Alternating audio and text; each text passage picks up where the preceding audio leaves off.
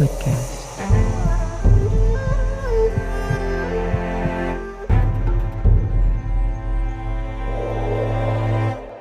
Hello and welcome to Emma's podcast. So in today's podcast, we're getting somebody that I absolutely love. I love her, and she's coming back, and it's not for only one time because she's going to be coming on a monthly basis. This is what I'm going to do, and she did not know that until I say so. So my guess is like the best weird introduction ever.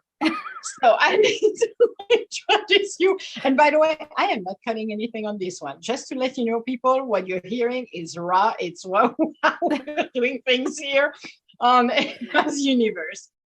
So Kristin Spencer is a ghostwriter, but she does a lot of things. Okay, she is an amazing businesswoman. But today we are going to talk about ghostwriting because I'm fascinated by ghostwriting. In Europe, a lot of actually authors are partnering with ghostwriters to write their stories, to write whatever they want to write as novel, historical pieces. But I wanted to know more about it because he's such a great storyteller. Then I cannot help myself, but I had to reinvite, and it's an open invitation forever until you're retired, to Kristin. So, Well, hi, Kristin. How are you doing? hi, Emma. I want to say thank you for having me back on the show. As always, I love talking to you. And if anyone can benefit from our interesting and laugh-filled conversations, then I'm very glad for that. Me too. And by the way, by the time we're going to release the podcast, which will be tomorrow, so we're recording, it's Tuesday. Now we're Tuesday. Oh my God. Yeah, it's Tuesday. You got it. Well, thank you. Oh my goodness. Okay. Run myself here again. So it's going to be released tomorrow, Wednesday. And so is the on the YouTube channel. Actually, I will be releasing the video as well. So because I want to let you know what you see. And I asked Kristin because her hair is amazing. Seriously, the glasses, the hair, the entire person is awesome. But what you're going to see is her hair is purple. It is not anymore blue. So that's why when I saw her, I'm like, oh, there is something on LinkedIn. I see you still have your blue hair. No, she's gorgeous. So check it on the YouTube channel because this is amazing and she looks amazing and she's awesome. So Thank you. Let's talk about ghostwriting because to me, I'm fascinated by the ghostwriters. How do you become one? How do you get inspired? I want to know. How did you get it started? Well, I just actually found out that my university that I went to is now offering a ghostwriting certificate program. And someone's like, do you want to go there? And I'm like, no, I don't need any more certificates. Like I teach people how to be a ghostwriter. I don't need to go back to school for that. No offense to my school, Go Beach, because it's Cal State Long Beach. But yeah, I'm good. If I go back to school, it's going to be for a master's at this point, but I probably won't because I can just pay, $10,000 and get this crazy expert thing in whatever I want because that's the world we're living in, which is so amazing. But I actually got into ghostwriting accidentally, or maybe I should say begrudgingly, because I was like, I don't ever want to do that. And I'll tell you why. I had a friend who was also an editor and also a novelist, and she was doing fiction ghostwriting. And I remember she was so stressed out about money all the time. And she was constantly fighting with people to get them to pay her. And I was like, okay, I'm never going to do that. But then when I started copywriting and I became a content writer and I did all that stuff, people would come to me and they'd be like, would you ever do a whole book? It's a business book. And at first I was like, no, I absolutely will not ever do that. And this one guy twisted my arm and his story was really cool and his business was really cool. And it was all about music. And I was like, oh, I love music. Music has been a huge part of my life. And so he's like, I want you to do this weird hybrid thing. And I was like, actually, I've been testing a weird hybrid thing. And I'm not going to tell you too much, right? Because this is why you have to pay me $50,000 because exactly. I created my own weird method of doing all these different things at once. And I tested it and the results were insane. And so I was like, I actually Good. already tested something like this. Mm-hmm. So I can do it, no problem. And I showed him the 2 different books that I had tested. And I gave him the feedback I had gotten. He's like, yes, this is it. And he's like, okay, well, I don't know how much to pay you. And I was like, okay, well, what you're offering is way too low, but I really like this project. So what about this price? And he's like, okay. And I was like, that's like 50% of what I normally charge. And he's like, oh my gosh. I'm like, yeah, it's expensive to hire a ghostwriter. But I was like, plus you're letting me test this new thing. And so that month I got hired by a couple more business owners who wanted me to write books for them. And all of a sudden I had a ghostwriting business and I had to go out and build a team like immediately. Like all the money I got went into building a team. So now I have a copy editor, I have a formatter. I'm still looking for a cover designer. So if you know how to design covers and you understand that they're a piece of marketing, they don't just have to look pretty, come talk to me. You can email me. I'm sure Emma's going to have some kind of way you can get a hold of me. I already have, I think I already have somebody, but yes, please connect with me. Yeah, because it's just, I still do that for myself because I'm a micro manager when it comes to that, because that's the single most powerful piece of marketing you have for your book. It has to be perfect. And by perfect, I mean, there's all these requirements as far as what it should do, not like it has to be the most amazing picture. Actually, the most important part of the cover is words. I'm getting super sidetracked. But so I had to build this whole crazy business really fast because I was focused on copywriting, and I still do that. I still love doing that. But I do get to work on several books a year, and it's my favorite thing to do because it's storytelling. But I realized that one of my superpowers that not a lot of people have professionally is I can copy anyone's voice. I can learn their voice within a few minutes of meeting them, and I can like get them to where people don't know it wasn't me who was writing. Which is good because that's how a ghostwriter is supposed to be, because you're the I read ghost. several books. Yeah, I read several books from Europe, and you would have never believed that that was a ghostwriter. Actually, that's what it's amazing. It's like when you're capable to do this, and nobody knows. Because if they know, what's the point? Because people are not going to buy from the author. They're going to say, well, somebody else did it, so no, thank you. Yeah, and it's still authentic. Like people ask me, like, how can you do that ethically? Because, you know, I'm really big on ethics. I love honesty, transparency, integrity. Those are all huge for me. And I'm like, honestly, they're not my stories anyway. Like I would never write this way for myself. So I have no problem with that. No, and I don't think it's at the level of ethic at all. Well, except when we're going to do our books here with me, that series we have talked about. So people be prepared that when that's coming, it's coming. But your name will be on the cover as well. But for me, if the ideas, if what you're developing is coming from somebody, then for me, there is no ethics issue at that point. You did not steal it, you developed it, and the person pay you for the service. Right. And, but that's their, it's at the person level to decide if they want to let know. For me, I will have no issue with that. I don't care. Kristin is on the book. I honestly, officially will say to people, I said, don't even ask me to write because this is not happening. I do blogs, but that's a different story. I write a book. Now I will hire you to do that. And so that to me it will be on the cover. But some people don't. But to have the gift, like you said, to have the gift, to transfer yourself into that person's shoes and really become that person and write it is a true gift. It's not given to a lot of people at all. Or you have to develop it to the level, then you have to be good. So you said, okay, so you did it unwillingly to go into enter that world. But don't you think now it's fascinating because you're right. So you have written so many things different that to me is the brain. I will go and explore for more things because that's amazing. That's a great way to explore and expand. Yeah. And it's really fun for me. And one of the things that people will say all the time is that if you're an introvert, you can't really be a good business person. And I hate that because, first of all, it's not true.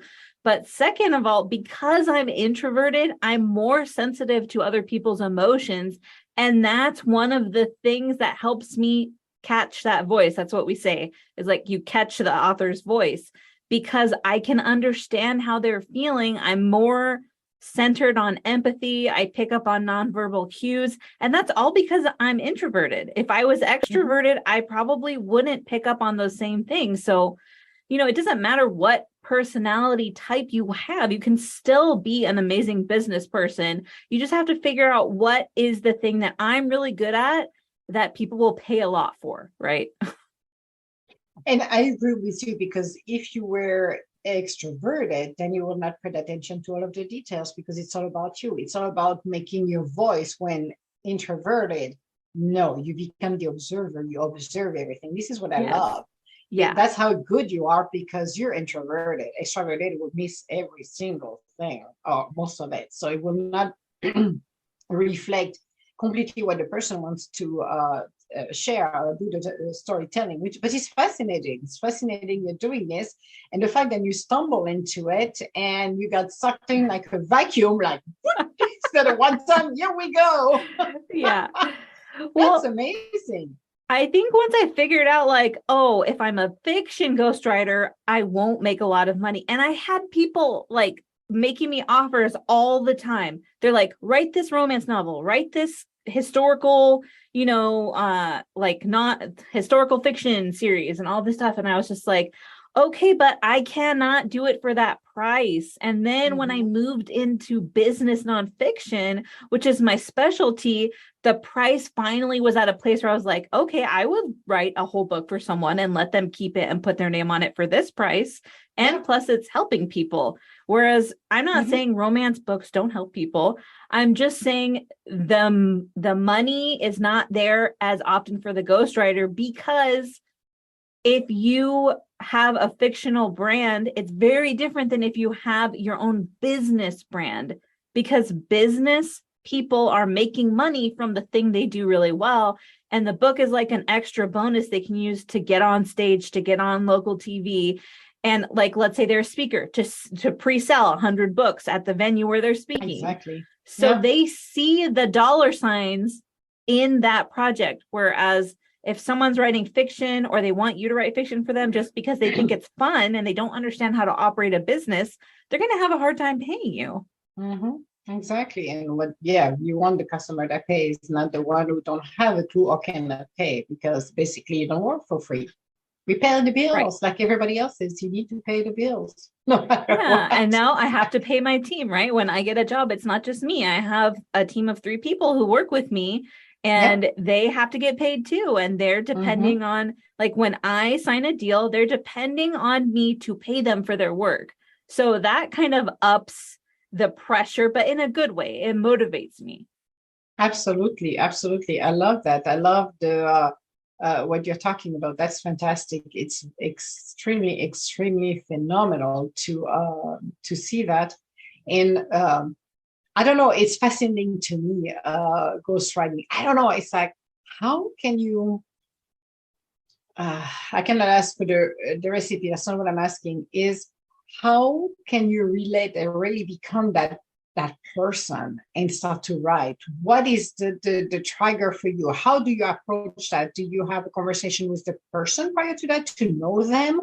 Or how do you, and again, we're not giving him the recipe. So the recipe, the secret recipe is never going to happen here, guys. But it's just the idea is, how do you relate and connect with the person to be able to do that? Because there's some magic behind the scene, and it's fascinating. Yeah, I think so. The way that I approach it is I don't approach any author, and I call them the author from the beginning. Right? Like, I want it in their head that they're writing the book, because they'll be much more invested than if I'm like, I'm the author, you just pay me money, right? That's not motivating for them. Nope. So I approach every author that I'm working with expecting them to be different than anyone I've worked with before. And the first thing that I need to know is, what is their learning style? What style of communication best works for them? Because if I tell someone, hey, record these blurbs for me and I'm going to turn them into a story, and they don't like communicating like vocally, it's not going to work. But if I tell someone who's not into writing, hey, write out these things for me and I'll turn them into a story, they're going to freeze and we will not be able to work together. So one of the things that I've had to learn is I need to approach everyone individually. And I think for me, the best way of learning that was being a mom, because I have 3 kids and their personalities are insanely different, like shockingly different. And so my husband and I have to parent each one of them differently. And I realized pretty quickly, I was like, this is how I have to treat my ghostwriting clients if I'm going to get the best stories out of them. So there are ghostwriters who they're like, this is my process. If you don't want to do it this way, too bad.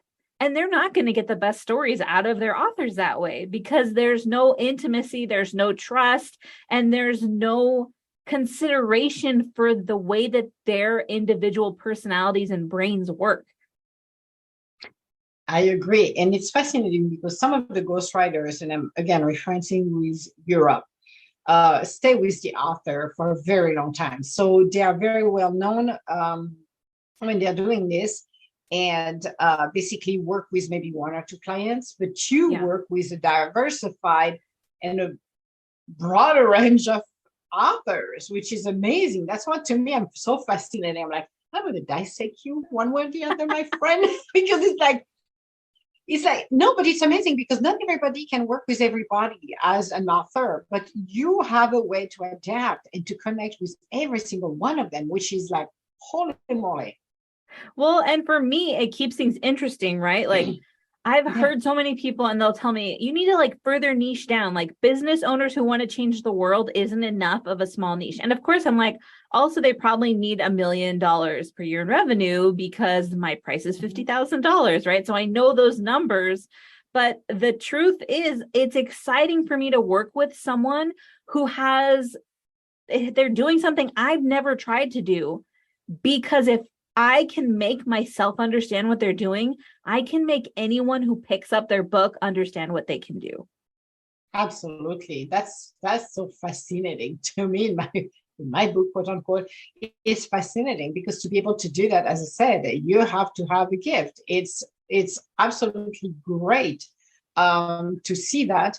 And the fact that you can translate and the author actually can really sell their book and the public can really read those words, even though you're the one who did, but he's the one who's basically the face of the book, and the story is fascinating because a lot of people don't realize how many ghostwriters there is and how many people really write their books. Yeah, and I mean, listen, like it's an ultra specialized thing to be able to sit down and write a business nonfiction book. Honestly, like it's not, every genre has its own way of approaching things. So I would never expect a business owner to sit down and write their own book. And I know there are so many programs out there that are like, just do this, this, and this, and your book will be magic. And I don't treat people that way because, you know, if they haven't written a book before, it's honestly going to be a mess, which is fine because you can always edit a mess, right? And I have a copy editor on staff who can shape the book into what you want it to be. And I still developmental edit business books, which means I go in, I tear it apart to build it back up, right? And I leave a lot of notes and I ask a lot of questions. But if you have nothing, you can't edit it. And on the other end, if you are making more than $300 an hour in your job, it's a waste of your time to write your own book. You should hire a ghostwriter because you can't get that time back. Yeah, I'm hiring one. Why do I waste my time to do this? I have somebody who's good. That would be you. So people are hired Kristin because I'm telling you, she's awesome. She knows what she's talking about. But also as an author or somebody who's busy, exactly. If you don't have the time to write it up, because it takes time to do that, then hire somebody. I know 20, 30, 40 years ago, it was a secret of what we call it, the secret of polichinelles. Nobody wanted to say because, oh my God, if you said the word ghostwriter, you're a fake. But a lot of people don't have the time to do that. So that's why they hire people to be able to focus on that, because they were doing something else.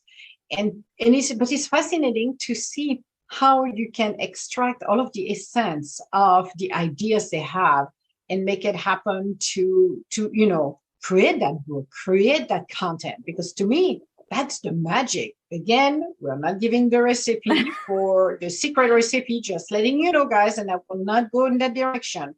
But I'm just asking, it's, to me, it's amazing. It's a work of art because the words are so powerful. They can, from a great book to an awful book, words can destroy or elevate a book or even a blog or anything. So for me, it has to be an art in how to dance with the words. And I suck at it, people. So I'm gonna tell you, I'm very good at talking. I'm very good at doing things. I wouldn't say you suck at it. I feel like that's like too harsh. Like you're still good at writing. But would you want to sit down and write for 150 hours? That's the question. No, I would never do that. That would be way too ambitious. And for me, no, thank you. I pass. Because I know I don't have that. And I don't want to spend my time to go back and learn how to write and become a writer, an author. No, thank you. And You're that's available. 150 and that's what matters hours to me. Yeah, like 150 hours is conservative too. I can write an entire book in 150 hours and it's very polished and it needs very little editing. But most people would probably spend 300 to 500 hours writing a book. And that doesn't sound like, when you say that number, it doesn't feel that big, but when you're doing it, it's massive. It's a huge chunk of your life. It's not only this, but I believe, I like to write my blogs, but it has to be a work of love and the concentration and being ready to do it. It's more challenging, I believe. If you think about, I'm going to write a chapter for a book. Okay, well, how are you going to start it? What's going to be the first words? Where is the direction of it? It's like, oh boy, we got a problem here, universe. It's not happening, or I need to channel Hemingway or somebody else's to come back and help me. But I believe that a lot of people want to write a book, but they come to a point where they have all of their thoughts, but how do you put them together properly so it makes sense? Because when you're writing a book and you jump left and right and people will say, what in the world is this book that doesn't make any sense? You need to be able to have a thread. You need to be able to keep the readers entertained. And you know what I mean? It's a lot. Yeah. And like I would say, so I do have a suggestion. If you want to write your own book, you can. And I wrote a book with my co-author, Maria Mudokalaki, called Write the Perfect Read, the Self-Help Edition. Okay. And this is half of the magic formula. So you can write a really good book with this. You won't get the second half of the magic that you get if I write your book for you. But it teaches you exactly, and it has like worksheets that teach you what to have in each story and how to get your reader quick wins. And basically the last 15 years of my life condensed into a book, because I know some people just want to do it themselves, and that's fine. And I want them to, but I don't want them to waste time asking the question, how should my chapter start? What do I need to have at the end of each chapter? What should I put in the first chapter of the book? Honestly, I use a formula every time. And if I'm going to work with someone, like if I send them the first chapter and it comes back all red, I quit. I'll give them their money back. I'm like, no, because you're making changes and you don't even know what's behind what I wrote. I've spent years figuring this out. And if you want to write your own book, fine, but I'm not going to let you change it so that you're going to fail and then you blame me, because that's what happens. If you don't do certain things in a certain order within the first few pages of your book, no one's going to read it. And that sounds so dramatic, but that's just the way it is. No, but that's real. When I go into the bookstore, I read the first page. And if the first page isn't good, I don't buy it. Yeah, exactly. I agree with you. It's like going through a website or doing something. You look at it the first 15 seconds. If it's not that good, forget it. I'm putting it back on the shelf. I don't care. Unless I know the author, and I will pick it up because I know the author. But other than that, no. If you want, excuse me, if you want a new book, you really have to be cautious about it. And people don't know that. Yeah. And they're like, So well, that's let me why. tell this story first, or let me use these words. And I'm like, oh no, like it's simple always converts better. And that's something that we can steal from the world of marketing and apply to books. If you use jargon, which is like one of my big no-nos, I'm like on my list of top 10 things you should never do, that's like number 6 on the list. Use simple language. And when people are writing their business books, they tend to want to sound perfect, use crazy industry specific Yeah, language that no one will understand. And I they know. want to make themselves look like this untouchable God. And I'm like, you won't get clients that way. You just won't. And it's not realistic. No one is perfect. No, but you have to make it for the masses to read it. It's not, if it's a technical book, then it's specific to people who are in that field.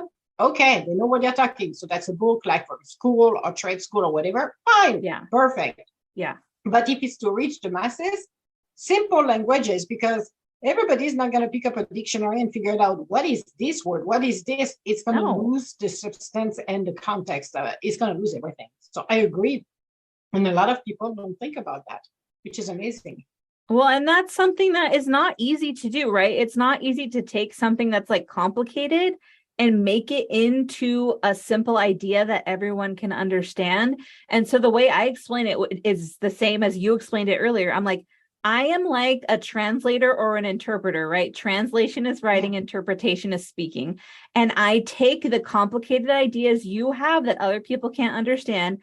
I ask you questions so that I can break them down into their simple parts so that people can actually learn from you, because otherwise they won't learn anything and they won't trust you as the person who can do this amazing thing in their life. But also what could help, because when you started it, you had no ghostwriting experience. So people never ask you to give them samples of what you're doing, because now it's easy. It's like, well, this is, if somebody asks you, say, well, what kind of book have you wrote? Excuse me, have you done and created? And people, you can reference them to the author. Well, I can't actually because most of my authors don't want anyone to know that I wrote their book. There's not one person? There's not one so far. I will be the one. Okay. But I tell them, I'm like, go read one of my books, because I have a lot of books. I think I have like 15 books out right now or something like that. I've written 25, more than 25 at this point.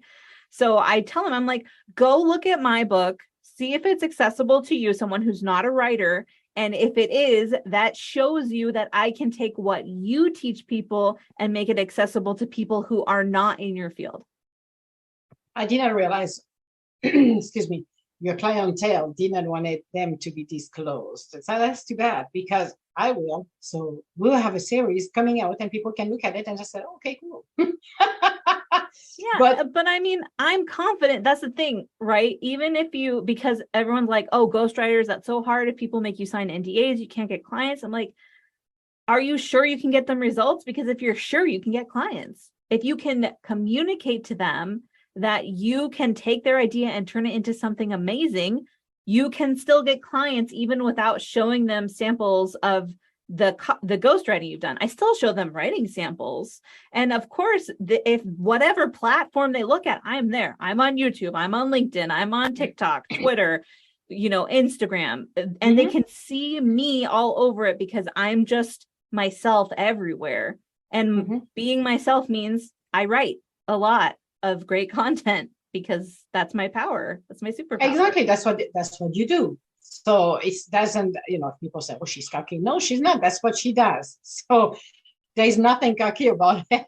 That's what you do. That's your passions. Otherwise, there are plenty of things I'm horrible at. And I Like hire what? other people Okay. to do those things.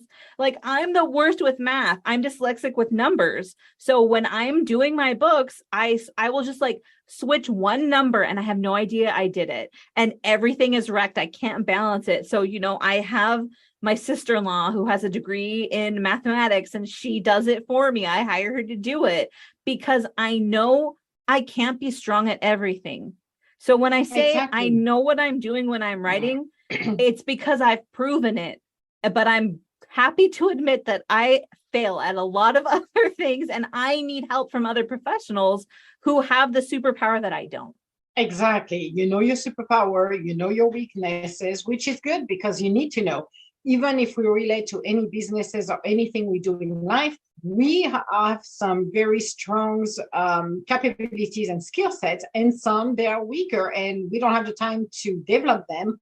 So we rely on others. We might maybe one day when we have time to, go back, pick them up, and figure out how to do things. But in a field where you are, focus on the words, focus on everything else, and have somebody else's do what you don't have the time to do. Otherwise, it's easier to also to have, I believe, another person perspective to look at things closely to make sure that it's correct. And it's not only in your business, it's everywhere.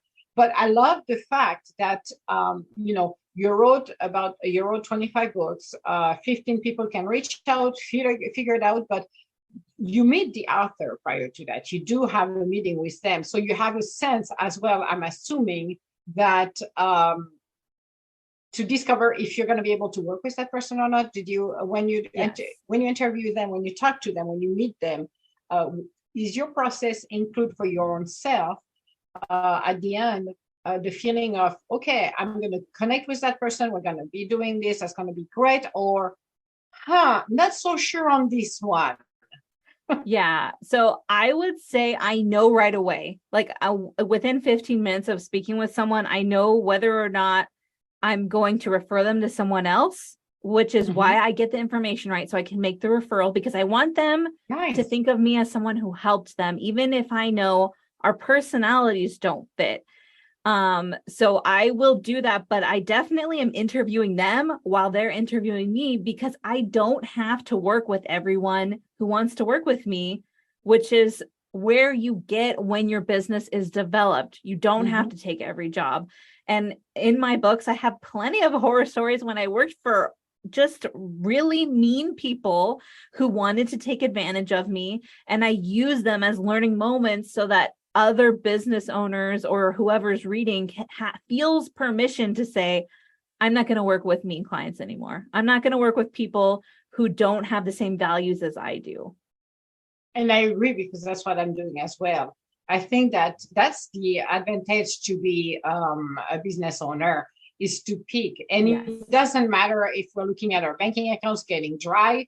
I would rather work with somebody that is worth to work with. I'm supposed to than somebody who's really make me waste my time. And as you said, being mean, not doing the right thing, not being connecting with people. Because again, not every client, not every prospect come in will be working with us at the end of the day. So I love the fact that you're picking and choosing who you're going to work best with, because at the end of the day, it's your work that people are purchasing. Well, and I spend a lot of time with this other person and I have to learn. I don't need to learn every detail about them, but like I need to know what happened in their childhood. I need to know when they met their spouse. If they went through a divorce, we're going to mine that for stories if they're comfortable with it. So I get to know them so well. And I've had people tell me, I feel like you know me better than anyone else. And I'm like, because I interviewed you until I did, so I could write as you. That's my job. But if it's someone who I don't like to be around, that would be like torturing myself for months because these projects take time. And even after I'm done writing, I'm still helping them. Like I'll still write the pod pitch for them to go on podcasts and speak about their book. And they end up hiring me to do all sorts of other things for them. I rewrite their messaging for their businesses, because it's easy. I know their story. And if I have done books where at the end of the book, I fire the client. Where I'm like, here's your book. and I know they're going to change it too much and it's not going to sell. And that's what happens every time. But now I'm more careful. And the thing that I've learned to do is I do not interview assistants anymore. I interview the person, because I don't care how busy they are. If they can't hop on a call with me during the interview process, it's not worth it. No, and they're not committed. If you are committed, you sit down and interview. It doesn't matter your assistant or whomever you're going to send, your brother, your sister, your mother, your uncle. It doesn't matter. If you're committed, you show up. If you don't show up, to me, it shows disrespect and no commitment. Why would you waste your time? Even for $50,000, I will not waste my time. It's like, nope, no, we're passing. No, it's not because you want the person. Yeah, you want the person at the end of the day. So if they are too busy, then reshuffle your schedule, make yourself available, because the question I have is, if they're not available right now, what they're going to tell you down the road, they're going to be available. They have to make themselves available. And I need the time from them. And I'm very transparent about that. I'm like, okay, the first few weeks, you're going to be giving me 15 hours a week. And they'll look at me. I'm like, if you want a good book, that's what it takes. Yeah. That's what we have to do, because I have to know all your stories that are going in this book, which means I need to talk to you, or I need to read things you've written and ask follow-up questions. Like, it's never going to be a conversation where you just sit there and tell me something. I will ask you a million questions. And that's what I learned to do as a developmental editor. And it has served me really well in ghostwriting. But I just, it's not worth the money to me anymore, especially because I can tell right away when someone's going to make an insane amount of changes, an amount of changes that to me is a slap in the face. And I don't get offended very easily. But if they don't trust me, there's no point in working together on a project that's so intimate. I agree with you, because if there's no trust, why would you go behind somebody else's back and have it redone? At this point, go directly to somebody else's than you, or somebody, a ghostwriter. For me, if you're committed from the moment you sit down and start that connection, those meetings, those interviews, and go from point A to Z at the end. And if the person is not sure at the end of the day, well, I will be the person that will take that book before it gets published and have a few people around to read it and give the feedback. Because, in doubt, just check it out and see what people react before you decide to spend more money or waste money for a failure. Well, and this is like one of the things that's really rough for me is when they're like, I want to have my whole team read it and give you notes. I'm like, no. Pass. What? That's supposed to be a person. Like, I'm the professional at this. Your team is not a professional ghostwriter. Like, and guess what? I'm a certified copy editor. So please don't try to tell me that word doesn't have a dash in it when we already agreed this is the dictionary we're using. And I already looked it up to make sure that it was correct before I sent it back to you. But it's just, there's this huge learning curve for authors. And for people who are just like, take the money, I see your qualifications and I trust you, and I'm going to tell you everything you need to know, that's great. But if they're like, well, we want to do this, it's like, have you seen that board, Emma? The one where it's like, I'll design your website, $500. I'll design your website and you get to give me comments, $1,000. I'll design your website and you get to choose the layout and all this, $15,000. It's like, you design your website and tell me what to do, like $1 million, right? Exactly. And that's, I agree with you. It's the same process. It's like, it depends if you go to a company who just give you three option on the format and just say, well, you take one of those formats, or are you done? Or we're choosing it for you and that will be it. But you customize to the person. You go and tailor it to each author. It's not like, I'm going to take it, I'm going to copy and clone. That's what I'm going to do. You know what I mean? It's like those love novels where you change the characters, you change the scenery, but it's the same thing going in and out. And people love it. It's fantastic. It's a great formula. But when you're talking author, this will be a recipe for disaster, because every single author are different. You cannot send your assistant or anybody else sit down and be those people. You have to do it yourself. So it's commitment. When you talk and do the work with a ghostwriter like you, it's committing yourself, even though you're not writing it, you're going to share your Right. story for you to Yes. really tell her and really be that person. And So, that's the thing is I don't insert any emotions that aren't there. I might ask questions about how they were feeling at certain times because they're not thinking about how they're feeling, but I know their target audience is in pain and I want them to see that the pain can stop. So yeah. that's like, I would never assume anything. I don't insert myself into people's stories. Mm-hmm. I never say, I think this is better than what you did. So let's talk about that. I tell their true story, but I do ask questions to pull out the things I know will hit with their target audience, which is, Exactly. I mean, it's the perfect marriage, right? Of marketing, which is copywriting, which is what I do. And I have a degree in literature and I know how to do storytelling and I know how to edit for clarity and concision. So I think that's why ghostwriting is such a blast for me, because I get to put together this giant puzzle of thought based on my Yeah, life experience. exactly. And that's what I love. And that's what I wanted people to hear today. The podcast about ghostwriting. We're going to do a phase 2 on ghostwriting. We're just scratching the surface, but time is the essence here. So that's why we're close to the end of these episodes. But you're coming back next month. It's not like you got a choice. Well, I wouldn't You say no know, to you. you have no choice. I will be stalking you. You do know I'm an expert at stalking people. So far, I've I never received a cease or desist, any email, any, the share didn't stop back for a restraining order. Thank God.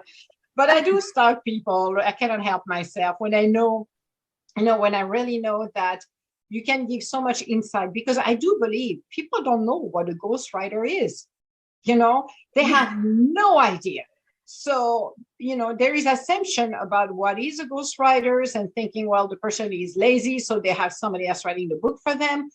But it takes more than, lazy and write the book for them. It takes an art. It's an art and it's beautiful. It's and amazing. it takes so long to master. And honestly, like ghostwriters have different approaches. For me, I'm very formulaic because I've tested things and I know what works, and then I put that into my formula. But it's a super specialization, and that's why it's so expensive. People are like, why does it cost so much? Because very few people can do it well. Well, not only this, but if you realize as well, at the end of the day, when the book is selling, you do realize people, they're making millions of dollars. So They can't, yeah. $50,000 compared to $1 million or Pulitzer Prize, I'm sorry, on a bestseller, New York Times bestseller or wherever. Well, Yeah. you have to take this into account. It's not like it's going to go and you're going to have a 3-person buying that book. It goes by the thousands, the millions. It can be transcribed into, or translated, should I say, translated in different languages. It can go, like I call it, on fire. It's like sudden, It's you're a huge selling it, asset. and it's huge. So it's not something that people realize when we're talking the money. It's the time. Yeah, go ahead. My clients make their money back by getting more clients because they all have high ticket offers. So if they get 2 clients from me writing their book, they've already paid for my time and they don't even have to bother to try to market and sell the book direct to customer. Exactly. No, but that's awesome to know, because I think, when you talk about the price, people are like, it's expensive. No, it's not, compared to what the potential of the book is at the end of the day. It's not. It's an investment, but an investment that's going to be so beneficial, because at the end of the day, you ask the question, do I want a successful book or do I want a flop? Right. Well, and when you have something that's an asset like a book, guess what? You can repurpose the content in there like crazy. You've got 2 years worth of social content. You've got everything you need to make an excellent podcast interview. Like, it's not just a book. And that's one of the things that I try to help people understand is you can turn this into all of these different things once the story's there. Oh, there is more. Absolutely. You can make as a movie, as a TV show. You can make it as, you know what I mean? It's like there is so much potential, but that's an investment. But the investment as well is reflecting their thoughts, reflecting who they are. So like you said, you're the observer in your story and you're the story, quote unquote, teller. You're observing it. You're not interfering with the story. You're just recording it. You're a scribe. You could be like, you could be told as a scribe, actually, like the Egyptian had. You're a scribe. You're telling the story. And that's beautiful. So except I'm doing 5 different things while they're saying it and I'm writing and I'm stripping out of all the things that I should take away. I'm adding all the things that they didn't have in it by asking questions. It's it's an interesting and exhilarating process for sure. Well, thank you so much, because I'm looking at the time and we have a hard stop for you today. I know we had a very weird beginning as well, but maybe we'll share another day on this one. Yes, but no, definitely. Kristin is coming back next month because I want to talk more about ghostwriting. It's such a fascinating world, and I want people to understand a little bit more about it, because it sounds so mystical when you talk about ghostwriters. You don't know you never know the face of it. And, as I said, in the old days, 30, 40 years ago, it was like a dark secret. Nobody will say, because we don't say he has a ghostwriter, because it was taboo. But when you're listening, when you're taking the time to really understand what you do, it's a beautiful art that needs to be more known. Now, again, it's not like a recipe that you go and can master in 15 minutes. You need to have the adaptability and the capability to do that. It's really an art. Like, and I will not do that. Well, I appreciate you. But I appreciate you understanding that. Absolutely. It is. That's why I want to talk more about it for people to know, because it's so fascinating. And I want to make sure that, they know. And if they need a ghostwriter, Kristin is here and you can connect with you. Where do they can connect with you? So they can connect with me on my website, literarysymmetry.com, or you can find me. I'm on LinkedIn a lot these days. So Kristin and Spencer on LinkedIn. And you'll see it's me with my bright purple hair and my crazy glasses frame. So you'll know. I love those stand glasses. out, definitely. Oh, yes, you do. But that's what I love. It's the personality, it's who you are. And as I said, we talked about it on our previous podcast as well. I mentioned to you that she's going to be writing a series with me. So if you want an example, her name will be on the cover. So you will have in the near future, the capability to know and see how she does the work through somebody else's. And I will be maybe the official guinea pig for that. But as I said, she's fantastic. She's coming back next month. I am so blessed, and you're here. It was a blast today. And I know I'm looking at the clock too. It's like, Emma, tick tock, tick tock. So thank you, Kristin. And we'll talk to you next month. All right. Thank you so much, Emma. I had a blast. Bye.